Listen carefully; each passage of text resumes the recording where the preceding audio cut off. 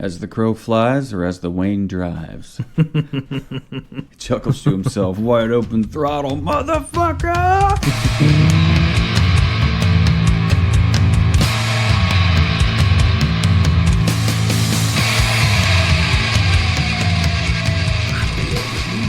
The need for speed. Tasty. It's some of Shawnee's finest water. Not nearly as tasty as what we've got on the docket. What do we have on the docket? We got quite the offering from Michter's. Did you already hit? You did. You did. Probably. Yep. What was that wave months of the hand? ago. Months ago? Lovely. Welcome, dear listener, to the Savor the Burn podcast. I'm your host, Jonathan. Across the table from me, hitting the record button months ago, is Mr. Wizard Fingers W2. He fixed a very weird tech issue right before we hit record that involved a very long delay on my microphone. Thankfully, it was as easy as just shutting the program down and reopening it, and it came back up Which fine, is not something I would have done. My fingers would have said, no! And click, freaked click, out. click, I click. would have made everything worse. Everything would have been worse. So it's either tech wizard fingers or just plain wizard fingers. So now you have to deal with that for this episode. Speaking of episodes, thank you for listening to the Savor the Burn podcast on your favorite podcast app of choice. Including, but not limited to, Spotify, Audible, Apple Podcasts, Google, Samsung, and Amazon Music. Amazon Music. I'm going to write that down while I'm thinking about it. And while talking about looking things up, feel free to look us up on Facebook, Twitter, Instagram, TikTok, and most especially YouTube. And send us subscribes and likes and follows and all that stuff. And definitely check out the website that W2's put together, savortheburn.com. And we'll get to our contact information here later on in the show. But until then, Mr. Wizard Fingers,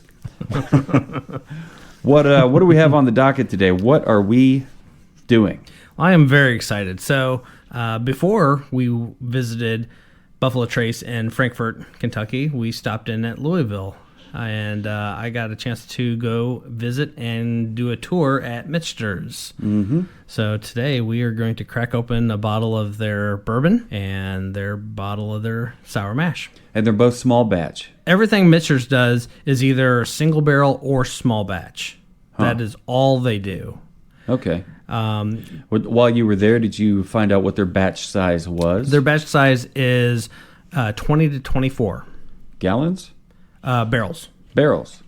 Oh, okay. So, which is a fair amount of whiskey, but if you think about it, it is. 24 barrels really I forget what their production that would fit in this room. Oh, easily. Yeah, and still have plenty of room left over. Yeah. Boy, wouldn't the angels in this house be happy. They would sing. Singing. Maybe slur a little. Crooked halos. Both of these bottles are small batch. Both of these are also part of their year-round offerings. So they do a rye, they do a bourbon, a sour mash, and then they also do a American whiskey. I like it.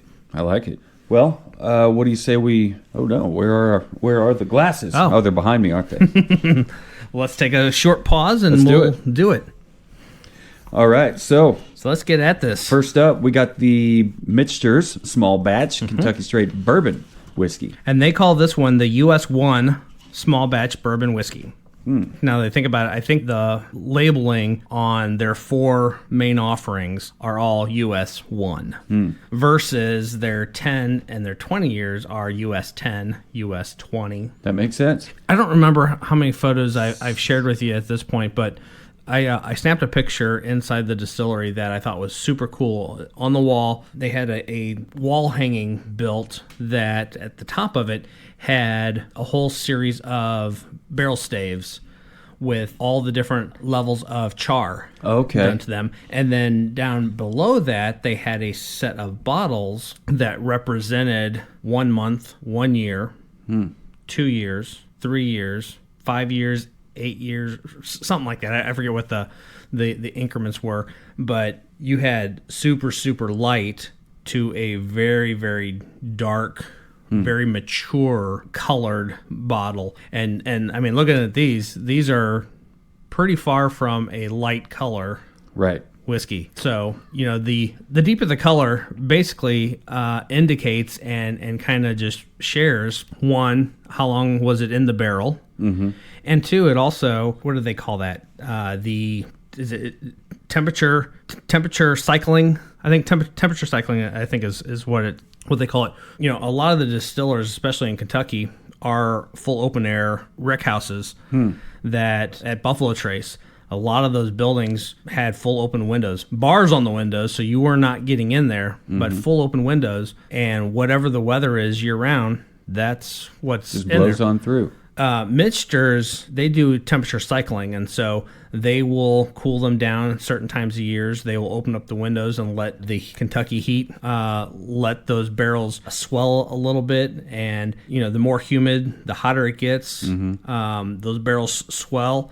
That liquid pushes out into the char that much farther, which releases more of the flavor, more of the color that we see from their stuff. Their bourbon is bottled at 91.4 proof, and they are a single cask bourbon. Yeah, and you were saying earlier it's all small batch.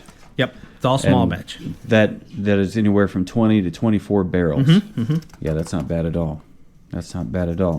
Well, when we pick it up, we've already seen on the notes it says caramel. You mean amber? Amber, I'm sorry. Anticipating smelling the caramel in it. Yes. Because, something with this color on it's got to have something. But, let's... Yeah, the notes just say wow. an amber color. That smells great. But again, it is a very, to me, especially just having, not necessarily comparing to others that we've had, but just thinking about the color of a lot of the other ones that we've tried, to me, this is a medium to a deep amber. There's just a lot of rich color in this. Yeah, there's caramel on it. There's vanilla in it. There's like maybe some fruit, like stone fruit, something or other. So at the tour that I did, and at the end when we had the tasting, one of the things that they talked about and they had us do was really take it in on the nose, one nostril at a time. Yeah, I remember you told me that. And he said it really kind of helps wake up both sides of your senses. And then after you've done that, get a good whiff of that with the mouth partially open so that you actually get a little bit of that across the tongue. Smells good to me. I rose my fist in triumph there for a second because I glanced down at the notes. And while the notes don't say caramel and vanilla, it does say dried fruits. So Finally, I'm in the ballpark on something that's on the nose. Yeah, there's definitely a dried fruit kind of a note going on. It's really good. I like it. Before I read flavor, taste palette, let's get it on the palate. Do it. Cheers. Cheers. They also told me, too, that every distillery has a very distinct leg markings with how it drips down there. And so... Yep. With this one here, you've got the ribboning going down here, but up at the top... It's pretty solid. You got something else going on there. I don't think I've seen that before. If I have, I haven't noticed it. It's pretty cool.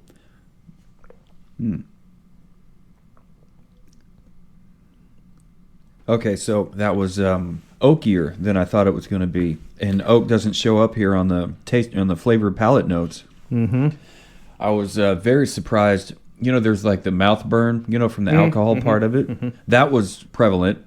But I think that's probably because of the 91 proof. As far as below the mouth, like down the throat, there was nothing. Yeah. When I swallowed, I was just kind of waiting for it to kick in, and it never did. And I was like, "Wow, that's interesting." They spent a lot of time, every aspect of the tour, talking about how important quality ingredients were to them and their process and all that. And one of the things that I think I've told you a couple times already, but one of the things that I took away that I thought was very, very noteworthy is the fact that the industry standard for what proof things go into the barrel at is 125 proof. So industry standard, most whiskeys will go into the barrel around 125 proof. And then when they pull that out and they're ready to bottle it, there's a lot of whiskeys that are 80, 90, 94, and up from there. But going into the barrel at 125, and then when you take it out of the barrel, getting it down to 80, as an example, you're cutting that whiskey pretty substantial. Yeah, big time. Michters, they put it in the barrel at 103. Huh. Okay. And then they're bringing it out at 91.4. And so the way that they described that was either way, you're cutting down, you're adding water to get the proof you want, right? Mm-hmm. They're putting that water in up front to get it down to 103 before they going into the barrel, and then that water that they're cutting it down with is then aging throughout the duration of the aging process. And then when they pull it out, they don't have as far to then cut it down to where they need it to be for the bottle. Versus other distillers, they're putting it in at the higher proof. When they're pulling it out of the barrel to bottle it, they're then diluting it. That really is a dilution of their product because they're just adding water after the aging process. A dilution before they put it in the barrel? It is, but because it's going into the barrel with everything else, it's aging and marrying everything else throughout in this case, it's sitting in the barrel with everything else for 8 years versus going into the bottle after the fact with it. For what that's worth, I think it makes them a pretty good product. And I think, to me, it shows in the color and a lot of the taste profiles. And when it says single cask, I'm not sure we've discussed this on air. When it says cask, it means barrel? Yep. Okay. Yeah, cask is barrels. So it lives its entire life in a single barrel. This is basically what that means. But it's not single barrel, but it's it is blended, right, within the batch? It is, yeah. The whole batch is dumped in a big and then container and then stirred up and then poured out. Mm-hmm. The notes on here are pretty dead on because it says rich and potent with spice, cinnamon, and pepper on the palate.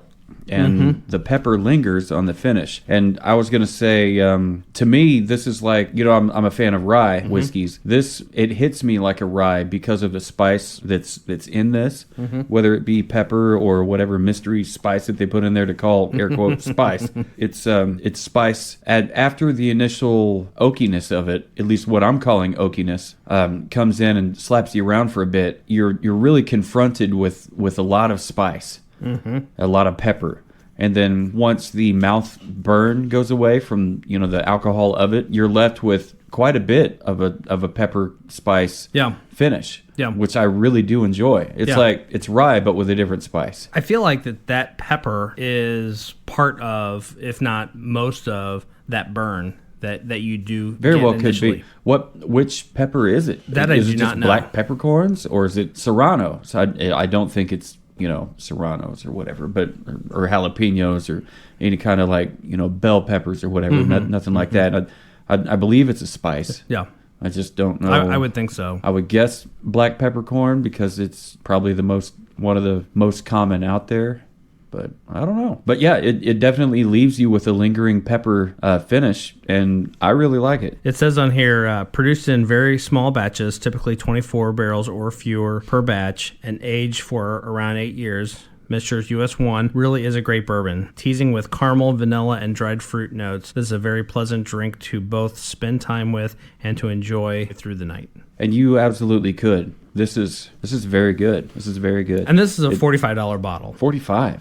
Yeah. Like for this? Like, come on. This is great. In reading through the history of the distillery, it is, they don't have anything documented for proof, but they say that historical lore is that George Washington actually stopped in there to purchase whiskey for his men in Delaware.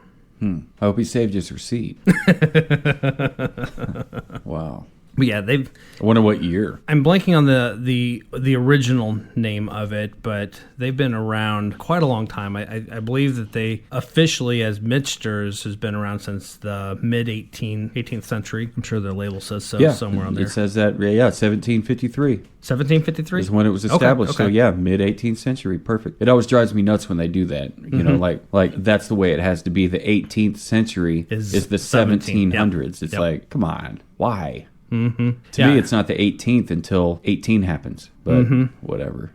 But yeah, 1753. That's It's a super cool building too. They do most of their distilling is actually about an hour south of Louisville. They've got a huge production warehouse where they literally do thousands and thousands of barrels. Yeah, that's plenty of time for George Washington to know and become familiar with the distillery and the people there. And like, let me tell you, boys, when we're done with this war, we're going to go down to Michter's and I'm going to buy everybody a bottle or whatever it was he said.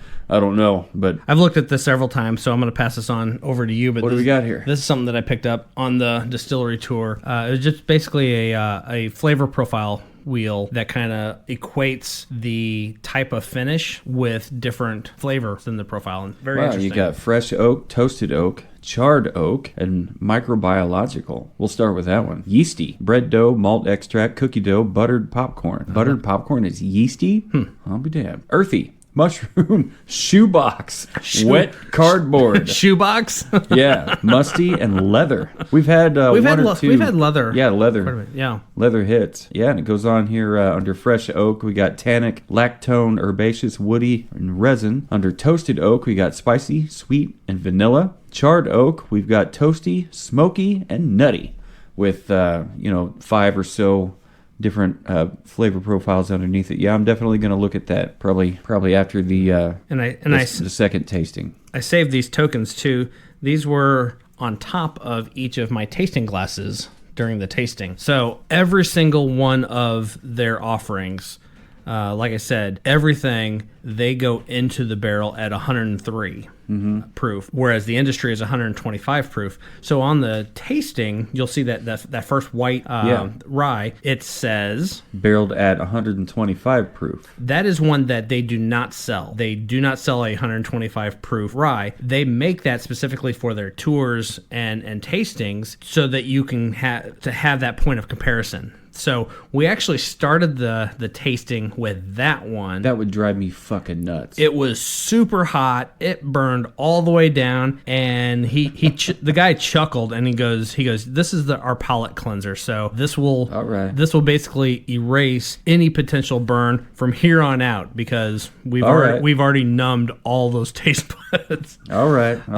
But again, wanting to compare what a hotter version of their rye was, and then it followed up with their regular. You'll also notice the rye says single barrel. All of their ryes are single barrel. Okay. Whereas everything else becomes small batch until you get into the 10 and 20 year offerings. Single barreled at 103 proof Kentucky straight rye whiskey. I believe it gets bottled at 86. 84.8 84.8, okay, which was delicious. It was a fantastic rye. It was actually the first time out of all of them. I've had all of them except for the rye until that tasting, and so it was a nice, pleasant. Probably better than that Knob Creek I was dipping into the other day. I made an old fashioned, like a simple. What was the proof on that one? Do you remember? I'd venture at least 100. Yeah, it was at least 100. I think it was in the picture. I don't know. Did I send you a picture of it? Yeah. Or did I just tell you about it? Sometimes I don't do either one. I'm just in it. Yeah, it's right at 100 proof. Knob Creek, Kentucky straight rye whiskey. 100 proof, 50% alcohol. But I guess if you know your liquor labels, and that was kind of a redundancy. But the next little taster cover here, Kentucky straight bourbon whiskey. And that's what we're tasting right now. Yep. And this is a mighty fine whiskey or bourbon. This is very good. Does it have the percentage of corn in it? They did not have that in any of the notes. But it has to be at least 51% to be bourbon. Yep. Thanks to this podcast, I know that now. Up next is what we're going to try next, the Sour Mash whiskey, 43% alcohol at 86 proof. A little bit lower proof. It's not aged quite as long. And what makes it a sour mash is the mash bill is not quite up to being considered a bourbon. It's also not quite up to being considered a rye. It's kind of in that right no man's land right in between there. And the description that I pulled from there talks about it starting like a bourbon and finishing like a rye. And it really does kind of have both characteristics. And I've heard a lot of people say that it's their favorite because it becomes the best of both worlds. It has a little bit of everything. It's got your nice caramel toffee notes that you would get in a bourbon, and you get that nice rye spice at the end with a little bit of heat. I'm picking up on the finish on this this bourbon that we're tasting now, the Michter's small batch bourbon whiskey. I'm picking up some on the barley. That not seeing. Oh, it was supposed to be on the nose. I'm picking up as far as the taste goes. It's coming in like the finish is a mix between barley and pepper. I'm liking it. So next little taster lid you got here, unblended American whiskey. Yeah, and you said they had to set up. That's the one that a whole new category. That a whole new category got created specifically for that one. And they didn't mention anyone by name, but they said that a lot of other distillers have kind of entered that category since then. But they seem to be still doing pretty good. Yeah, and it's 83 proof, so that's we're creeping. That's probably the closest they had to anything that would be tavern strength, so to speak. 80 proof. I currently don't have a bottle of that. I used to have a little bit left, but it's gone now. That would actually be a really good one to maybe consider comparing to the blackened. Okay. And American whiskey is super popular. Super popular. And then last but not least, Kentucky Straight Bourbon Whiskey, 10-year. That was the surprise. That was not listed and advertised. And according to our tour guide, he said, the tour was on a Saturday, so last day of the week, and we were the last tour of his for the day, so he surprised us with a tasting of their 10-year bourbon, and my mind was just completely blown. I mean, a bourbon that had 0 heat and tasted like pure liquid butterscotch ice cream. Wow. It was the creaminess was the consistency of ice cream, and it was butterscotch all day long. It was so good. This is close. The 8-year. Yeah, the 8-year that we're tasting right now is close to that. It is. Not so much butterscotch, no creaminess. Yeah. Really to speak of. And I don't know any more of the specific differences, except for you'll notice that one is also a small batch. Yeah. The single barrel. Single barrel, sir. Yeah. That one is a single barrel versus small batch. That one is super stupid hard to find too. And they only have it available in very limited allotments once or twice a year at their own distillery. That's how rare it is. And the absolute best prices I've been able to find so far on it are $300 plus. Wow. Flavier has it for $587, I think. Wow. I will not be buying it from them. No, maybe with a couple more subscriptions, we'll think. Maybe about with it. a couple more subscriptions. And we speaking of subscriptions, thank you, listeners, for checking out our the store. On savortheburn.com and checking out the different links that we have there, the affiliate links through Amazon and the Flavier link. We've had 1 or 2 of you at least sign up for Flavier, and you're getting a free bottle of bourbon or whiskey or whatever of your choice. And so will we. We'll get to pick one, and we will try it out here on the show, on the podcast. Just about a block.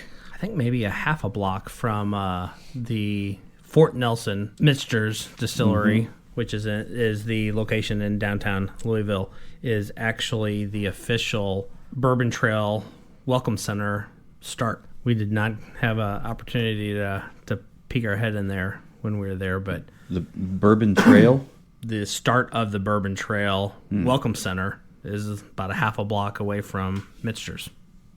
What do you do on the Bourbon Trail? You drink a lot of bourbon. I'm a fan of bourbon. Bourbon. This is, especially this one. This one's really good. So for nose, I gave it a 4. Palate, I gave it another 4. I should have probably dropped that down to 3.5. But I mean, when the finish comes in, that 3.5 comes right back to a 4. So I left palate at a 4. Bottle presentation, it's a decent looking bottle. They put some thought into it. I like the shape of the bottle. I like the cork top. Even it is composite, or is it cork? It is a cork top. Oh wow, okay. Okay. I thought it was composite. Either way, it's a cool looking label, but I don't know, it didn't wow me. Okay. I like it, but it didn't wow me. So that's why I gave it a 3. Okay. So my total came up to 7.5. All right. But I thought that's a good rating. Yeah. I mean, otherwise I would have given this an 8.5 rating out of a 1 to 10. Breaking this out is kind of keeping us a little bit more honest, maybe. Yeah. I don't know if that's the right term, but more of a realistic. It's just a better damn rating system. Yeah. You know, and more accurate. I thought maybe you and we came up with using the bottle label or whatever, the labeling, the packaging or whatever. Until earlier today, I was listening to the episode where Chandler brought it up. And he was like, "Go ahead, use it. It's free. But when the episode airs, I'll sue the shit out of everybody." Whatever it was he said. But that was pretty funny. But we came up with that idea that night. I think he had the idea, and then you had the idea of taking the idea and running with it by doing like kind of a blind taste test with the labels, and then trying to figure out which taster goes with which bottle. Based on reading the book by its cover. Yep. Anyway, that's that. What did you come up with on your rating? I gave it a 4 on the nose as well. And then I moved on to a 4.25 on the palate. Gave it a 4 for the finish, and I gave the bottle presentation 4.25. 4.25 on bottle presentation. Yeah, great shaped bottle. It's not a unique shaped bottle to them. It's a standard type shape, but knowing how long they've been around and distilling, I like and I appreciate their kind of the old, very nostalgic, historical kind of a approach to the labels on there. You've got a round badge on the front of it. It's got the square info label on the back side of it. At the base of the neck. It's got a full neck band, and then it also has a little flag on the neck as well. And then it also has the tape that kind of goes up and over. And it's not bottled in bond or anything. Right. But it's just, again, it's that extra little something. And I went ahead and part of my 4.25 that I gave for these, when you go down to your local liquor store, this is what you're going to buy. You're going to get the bottle as is. And 45 to 48 is kind of what I've seen it for locally here. I think I paid $50 for these actually at the distillery, but I was okay with paying a couple extra dollars because of the experience being there. But then I also got these cool boxes that it came in that are actually stamped with their Fort Nelson distillery little flag on there, and so that's worth an extra $5. Getting the presentation box and the bottle, kind of collectively the presentation, gave it a 4.25, giving my overall rating an 8.25. 8.25. All right. So 7.5, 8.25. And if you didn't have, did you give it a 1 to 10? Like if you didn't have this rating system? I didn't, but I think it would be pretty close to that. Pretty close to that. Yeah, mine went up a full point. Without the rating system, just the arbitrary, how do I feel about it, whatever rating system. I like it. So do you have any closing thoughts on this Michter's small batch bourbon whiskey? I've been drinking Michter's for a while now, and it is one of my go-to favorites. I think it's an easy daily drinker, and I think it's also a very nice, for lack of a better term, special occasion drink. It works very well by itself. Neat in the glass, and I've tried it in a variety of different cocktails, and it works very well as a cocktail. Having a 91.4 proof helps that a little bit. It's a little bit higher than a lot of other bourbons. It's not too high, but I think it's high enough that it gets the job done. How many bottles of this have you had before? If I were to venture a guess, I would probably say over the years, I've probably had 10 or so. It's become, as of recent, and I don't know if it's maybe a combination of popularity and them just gaining traction in distribution or whatever, but I feel like recently it's becoming easier to find. There for a while, I might see a bourbon on the shelf and only their bourbon, and then not see it again for another 8-10 months. But in that time frame, I might see their rye show up. And then I won't see the rye for a while, and then I'll see the sour mash. I've actually, in the last 4 or 5 years, I've only ran across it 1 or 2 times in the local stores here. So that was one of the reasons why I went ahead and picked up the sour mash while I was there, because that one still is a little bit harder to find. But typically, I see the rye all the time. Most liquor stores nowadays, I usually always see the rye, and I'm starting to see the bourbon quite regularly as of recent. But there was a time where it would be a shot in the dark, if I'd be able to find it and see it out in the wild. Well, that's very cool. I have it written down here, partially based upon your, verbal assessment of it. A long-loved go-to favorite. Michter's works great neat or mixed into a cocktail. Delight daily or occasionally, and you will never be let down. A must try. I like it.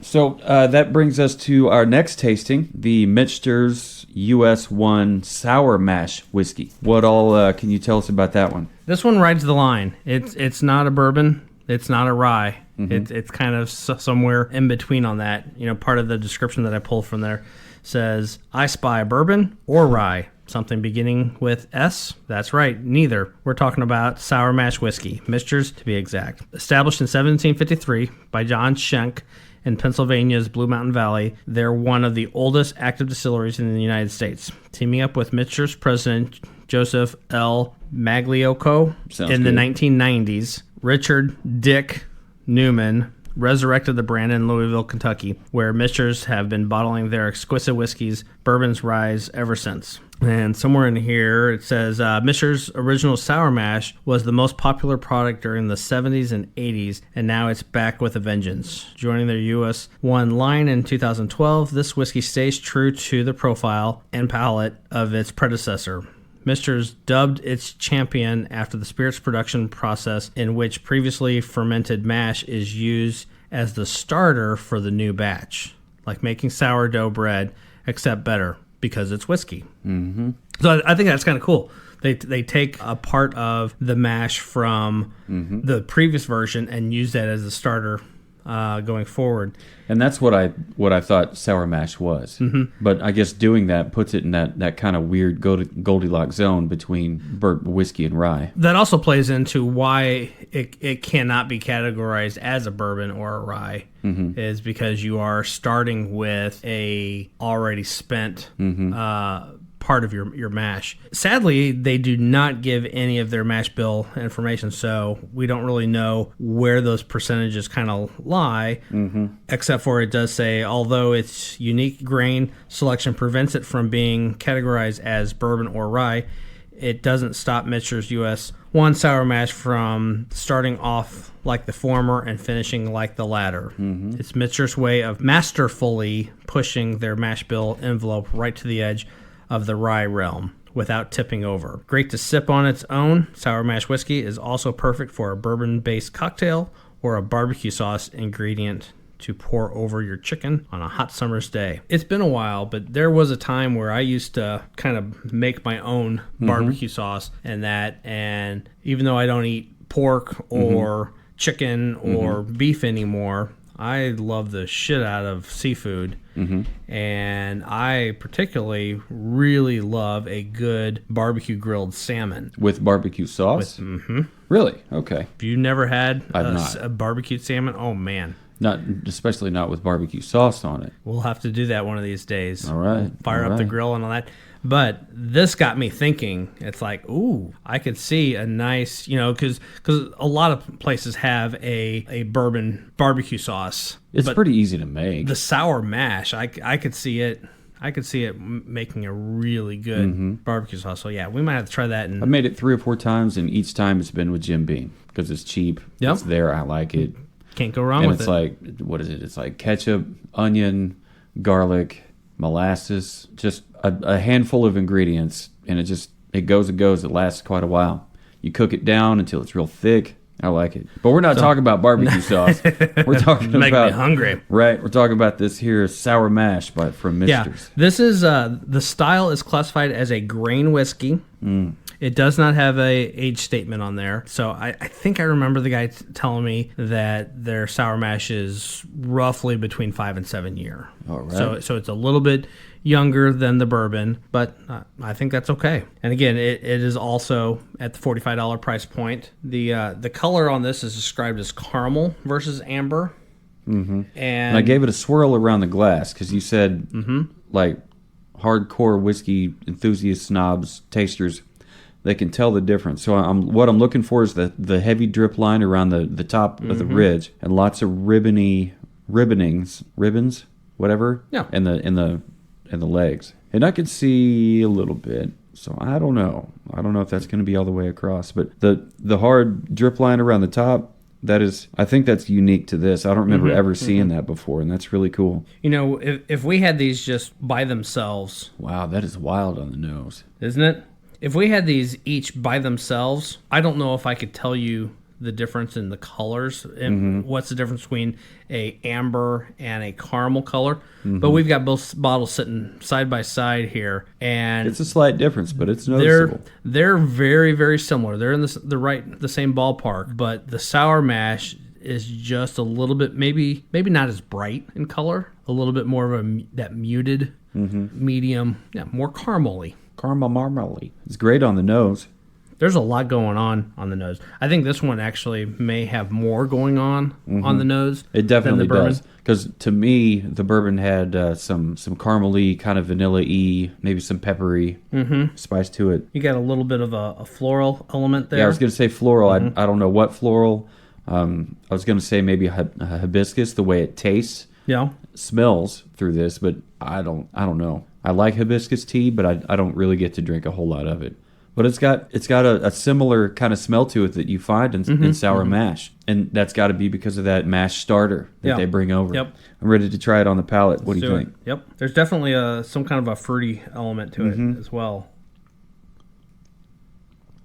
And the fruitiness transfers to the palate. It just follows it all the way down. It's got some oakiness to it. Oh, and it's there on the finish, too. That oak is there start to finish. Yeah, and so is that fruitiness that you were talking about. What does it say here? An ascension from sweet, smoky fruits, definitely, gliding towards flavors of caramel and honeyed vanilla. I'd very much agree with all that. This one's really good. I like it better than the bourbon. It says the finish is a hotter rye-like finish with lingering fruit and floral notes of the start. I don't think it's hotter. No? I don't think it's hotter on the palate or the finish. The bourbon had more of a spice to it. I think the finish is a little longer. It's longer, but it's sweeter. Yeah. And fruitier. Fruitier. I hope we didn't mix our glasses. Because they're not mixed up here. Or, I mean, they're not labeled here. I don't know what the hell I just said. Stupid whiskey got me talking backwards. You know, a side note, Katie and I were talking the other day, and she had the idea that maybe we can have her back on the show. Uh-oh. And she thinks it would be a great test, a great experiment to do a full-blown blind taste and let her pour all of our samples to where everything is completely out of sight, out of mind, and have her serve us 3 or 4 different tastings. Okay. And then do our own blind taste. I'm like, oh, well, you going to get on this too? No. She wants to be the ringleader. I'm trying to work on my rating as we go here. Do you know what we have upstairs? More whiskey? Banana bread. Oh, I'm a big fan of banana bread. There's also some peanut butter brownies. I loves me some peanut butter brownies. And I saw her take the kosher salt and... Oh, she did that, huh? Yeah, listener, you can't see that, but like he had his arm coiled up like a snake, ready to strike. But instead of snake mouth, he was rubbing the mouth, bumping the gums to make the salt, drip down. Whatever. French chef like. Is that what the guy was? The French chef, whatever that guy was. Mm-hmm. He'd let it drip down his forearm and blow on it. Mm-hmm. Here I am making the movement. Like they can see it through their earphones. Hey, it's not as bad as me trying to get my microphone to smell the whiskey. I don't remember which one that was, but I was like, it was pretty early. It may have been early on. On. Microphone like it was your best fucking friend. You're like, hey, you gotta try this microphone. Try it. Oh, you don't have a nose. You're an electronic ear. Good times. It may have been early on in the podcast, but I think it was later in the evening of that episode. Yeah, it's time to figure out our ratings here. Mm-hmm. And it looks like I'm getting some comments going here on my the post. You sent you sent me a picture or a few. You sent me a few pictures. Yeah. What are people saying? I will get to that in just a moment. I'll get to that right after we do our little rating here. Our little rating. And my 1 to 5 rating on the 4 different criteria, it matches my 1 to 10 rating. Okay. Which is weird because I kind of like this one better than the bourbon, and I got the same number. Really? That's weird. Yeah, I'll be damned. Yeah, the finish was better. All right, so I agree. On nose, I gave it a 4.5. Palate, 4.5. Finish, 5. And bottle presentation, still at a 3. Because it's essentially the same label. It's just got it's just dark where the bourbon is lighter. Yeah, that's what I love about that, and that's kind of what played into where I put my presentation label is their rye is the same as the bourbon label, except for it's instead of the brown color for the lettering and the outline, it's green. Okay. So it's I would expect that. It's the lighter label, that parchment kind of a color with green as a color, and then they use just like they do in the bourbon one, they use the red as an accent for that. And so their sour mash is reversed. So it's a brown with all the letterings and the outline, that parchment color. And we don't have it here, but their American whiskey is a dark kind of a dull muted blue. All right. I just threw the guess out there because that's what it was on your taster. I almost called it a coin. It's just the cover for your taster glass. Keep the germs out of our tasting glasses. Like germs could last. They hit that spirit and poof. I would guess. I'm singing squiggly lines.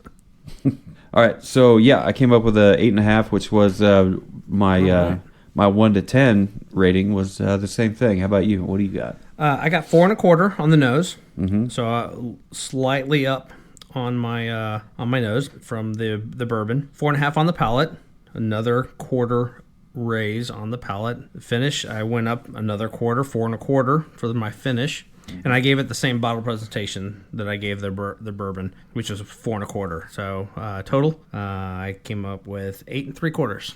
8 3/4 was my final number. That's cool. So yeah, you rated this higher than I did. And just to contrast, my bourbon was an 8.25. This was a half a point higher than the bourbon. Yeah. I think that kicked some ass. Did you have the same whiskey glasses at the distillery? So no, they were little shot glasses, the little communion cup. They were little bastards. They weren't quite the Glencairn, but they were a little tulip shaped. But they were the smaller versions of that. So if you can picture, these little coins, which I guess, it's about the same. So it was about the same opening, but they were only about maybe 2 inches, 2.5 inches tall, little short, little squatty things. All right. Do you have any closing thoughts on the sour mash whiskey? I love the sour mash. Yeah, I think it's just like their description says. I mean, it's a great best of both worlds. You get a lot of similar characteristics that you would find in any bourbon, and you get the finish of the best ryes. Yeah. I'm looking at the back of the box here, and it says, "Cost be damned."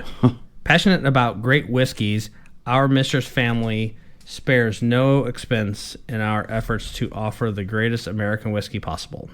And I remember our tour guide saying that a couple different times throughout the tour. Cost be damned. And that's in quotes. So I think I remember them saying that one of their early founders was quoted saying that in reference to ingredients and process on why they go into the barrel at the lower proof and all these different aspects. So quality over cost. Well, I went ahead and I wrote down this little synopsis: a unique and much welcomed variant to Michter's bourbon. This sour mash takes everything to a new level of greatness. Everything you love about bourbons and ryes in one bottle. A must try. I like it. Very cool. Very cool. I like it. I like it. And dear listener, if you're looking for these things and it might be a little hard to find, I think it's worth the effort to try to hunt this down and try to look for it. Some of the comments in the Kansas City Whiskey Guild post that I made. Tanner says, Michter's is one of my favorite bourbons. Super delicious. Jerry says, I've really enjoyed the small batch. I guess most of these are small batch that they have to offer. Have a bottle of the sour mash, but haven't cracked it open yet. Jerry, you got to try this. Be curious what you think about it. So this is what we think about it. Jerry, try it. Crack that bottle open. It is a must try. Nick says, they're okay. For the price, I think the value is fair, but didn't blow me away. Okay. That's fair. That's fair. That's your assessment. The sour mash I felt opened up after a couple of weeks. I basically hated my first few pours until I grounded it for a few months before it could come out and play again. After it's grounded, it was nicer to my palate. And that does have a laugh reaction on it. Is that you? Did you? Probably. Yeah, you did. Yeah, that was you. That's pretty funny. Brandon says, Michter's bourbon is terrific. Never tried the sour mash. Thinking face. Justin says, I have drank many bottles of both and currently have a stockpile of both. It's nice to see them becoming more available. Yep. They are among some of my favorites and always a good daily drinker. They also are very different, so be ready for that. Hope you enjoy. I definitely did, Justin. It was very good. And we both agreed that a daily drinker, that this would be great for a daily drinker. Sam says, definitely solid for the price and are usually fairly easy to find. But you had said sometimes they could be a little tricky to find. They used to be. Okay. They have, over the last couple of years, they've become relatively easy to find. I know Stanley Station, the last handful of times I've been in there, they've had both the bourbon and the rye. Okay. Sometimes I'll go in there and they'll have the bourbon and the American whiskey. Sometimes I'll go in there, they'll have the rye and, whatever. Okay. And you don't have any of the others except for the bourbon and the sour mash? Those are the only two I picked up just because out of all four of them, those are my two favorites. Okay. And until my tour, I had not had the rye. Okay. But I will probably pick myself up a bottle now that I have had the rye because... Excellent. It's you also said tasty. It was really good. Jake says, both are good, pretty unique in their own way. Originally, I was all about their bourbon, but that sour mash has grown on me. Man, I don't know what people are thinking. Sour mash is like some of my favorite stuff. It's like rye, sour mash, and then just regular bourbon. Mm-hmm. And I'm a big fan of bourbon, so I don't know what that tells you. Probably nothing. Richard says, was recently able to do a blind of the US 1 series. My rankings, first, sour mash, 2A, whiskey, 2B, rye, and 4, bourbon. Where's number 3, Richard? What are you doing to me, man? I mean, are you putting number 2, whiskey at number 2, and rye at number 3? What? Why is it 2A and 2B? You're fucking with me, Richard. That's what you're doing. I don't appreciate it. I do appreciate the comment, though. That's pretty funny. I'm going to find you, Richard. I'm going to find you. I demand an explanation. Maybe his ratings were equal, and so they both came in at 2. And so well, then by default, why wouldn't bourbon come in at 3? Well, because you have 4 total, and so... So he's tried the American? Isn't that what you said? Yeah. Sour mash, whiskey, rye, bourbon. So he's missing the American. Well, didn't you said whiskey, though, right? Yeah. Is that what... That's what he's referring to, yeah. Okay. Their regular whiskey is their American whiskey. Okay. Yeah. All right.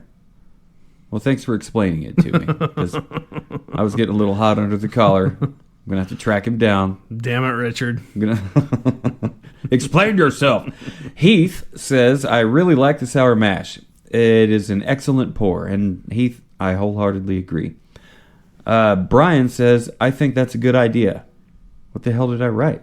I said, about to try these out. Thoughts? That's a great idea. Let's try them out. Shit. All comments. Social. Bring it back down. Yeah. Thanks, Brian. Thanks a lot. Kyle says, my single favorite distillery. There you go. So I guess he's stoked. He's a fan. I swear before I saw another comment on there. All comments. There it is. These are both among my favorites. At the Fort Nelson Distillery a couple weeks ago, I got to try the 10-year bourbon. And holy smokes, best thing I ever had. That's Wayne. Somebody Wayne. Who? I don't know. We'll have to find him, see if he wants to come on the podcast. Good times. Well, dear listener, if you're looking for a delightful bourbon, one that will not disappoint, definitely check out Michter's Small Batch Kentucky Straight Bourbon Whiskey.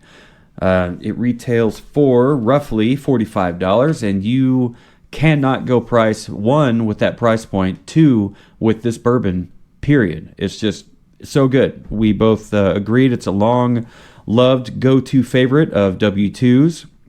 Michter's works great mixed into a cocktail or neat. I have yet to try it in a cocktail. We're going to remedy that problem, air quote problem, here pretty soon. Delight daily or occasionally, and you will never be let down. It's a must try. And if you're a fan of sour mash, which is somewhere between a bourbon and a rye, if you like the best of both worlds, or if you like both bourbon and rye, then you should have no problem loving sour mash. Yep. We assessed it's a unique and much welcome variant to Michter's bourbon. This sour mash takes everything to a new level of greatness. Everything you love about bourbons and rye in one bottle. A must try. So, I don't know. I think something's going on with that assessment because I'm calling it a variant to bourbon whiskey, to their bourbon whiskey. But I don't know. I don't know. It's something about that's not quite sitting right with me. Doesn't matter. Both are a must try. If you like bourbons, great. Try it. You're probably going to love this, or at least like it a whole lot. Same thing with the sour mash. We mentioned that there is a slight distinction in colors. Yeah. But for all intents and purposes, they're the same color whiskey, but are extremely different flavor profiles. Definitely. Yeah. On the mouth, totally different. Yeah. I mean, you do have hints of bourbon. Mm-hmm. You do have hints of rye, but you also got hints of the starter, the sour mash starter, like you said, kind of like sourdough starter mix. Mm-hmm. It's just a little bit left over from the previous batch. They keep it alive. Keep it going. Friendship bread. That shit is alive. I love friendship bread. It's stupid good. But yeah, so this is like friendship whiskey. Friendship whiskey. Keep it. Share the love. Share the love. It's like sore dick. You can't beat it. Banana bread. Got to throw all of it in there. Friendship. Doing the thing with the arm. So that's any closing thoughts? I like it. You've said that a few times. You know what? And I'm glad you like it because I agree. I like it too. And so check it out, dear listener, and keep an eye on savortheburn.com for official releases as far as our tastings and our reviews go. Our cocktails, the ingredients that we have. Check out the store. We'll be giving away one of the bar toolkits. You go in the store and you check it out. If you just gotta fucking have it now, go ahead and buy it. You'll get yourself a cool bar toolkit. You're helping a small business, and you're supporting the podcast because it's an affiliate link. We get a little bit of a kickback on that. Same thing with anything there in the store. If you are interested in trying a wide variety of different things regularly, what is it, 3-4 times a year? And quarterly, and getting a bottle of something you either like, love, or just have wanted to try, check out the link to Flavier.com. There's an affiliate link there, and when you sign up and you get your first bottle, so does Savor the Burn. We don't get our first bottle, but we do get a bottle, and we will be happy to give you props for signing up. Heck yeah, signing up for it, and yeah, definitely keep checking us out on socials: Facebook, Twitter, Instagram, TikTok. YouTube, most especially. That's where the giveaway happens through your subscribe. We're going to pick a name from the list of subscribers, and it's going to be completely random. We might print out the list of subscriber names, cut them up, throw them in a fishbowl, and pick one out. Maybe we'll have Henry pick it out. There we go. That'd be cool. If you want to send us an email, send your email to info@savortheburn.com. You can email me personally at Jonathan@savortheburn.com or Mr. Wizard Fingers himself, W2@savortheburn.com. Let's see here. Did I forget anything? Oh, thanks for listening to us on your favorite podcast app of choice, including but not limited to Spotify, Audible, Apple Podcasts, Google, Samsung, and Amazon Music. Got it. Perfect. So, whether you're drinking Michter's bourbon or sour mash, or something entirely different, no matter who you're with, no matter what you're drinking, no matter where you are, always remember, dear listener, to keep on burning.